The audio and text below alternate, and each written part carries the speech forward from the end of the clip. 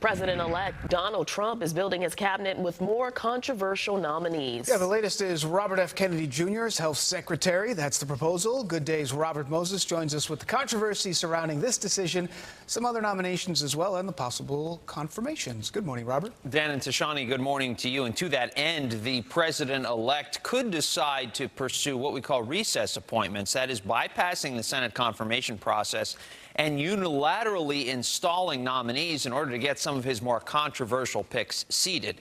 Robert F. Kennedy Jr. would certainly qualify as that. Controversial. He would be in charge of the agency that regulates the foods and medicines that we all put in our bodies. President-elect Donald Trump nominated Robert F. Kennedy Jr., who has embraced conspiracy theories, to lead the Department of Health and Human Services. Kennedy has expressed skepticism about vaccines, suggesting they cause autism. He has touted raw milk despite warnings that drinking it can be dangerous.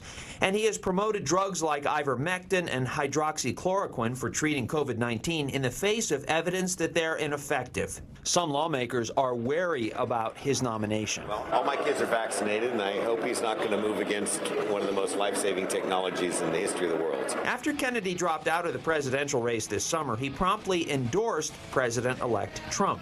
In October, at a rally at Madison Square Garden, the president-elect promised that Kennedy would have a major role in his administration. I'm going to let him go wild on health. I'm going to let him go wild on the food. I'm going to let him go wild on medicines. It's not clear if the Senate will confirm Kennedy. The fate of the president-elect's Attorney General nominee, former Florida Congressman Matt Gaetz, is also up in the air.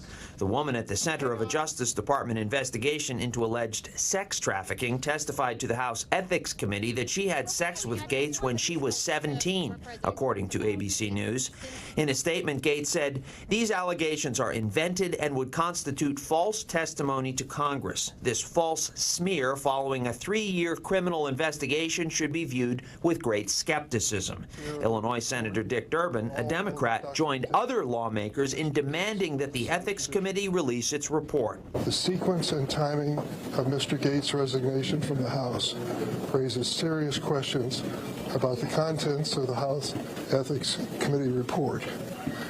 We cannot allow this valuable information from a bipartisan investigation to be hidden from the American people. Less controversial is the president-elect's nominee to lead the Interior Department, North Dakota Governor Doug Burgum, who mounted an unsuccessful run for president.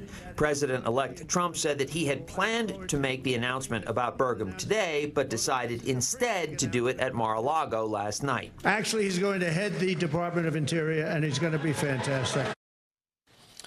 President-elect Trump chose Todd Blanche, the attorney who represented him in his hush money case, to be Deputy Attorney General. That's the #2 official at the Justice Department.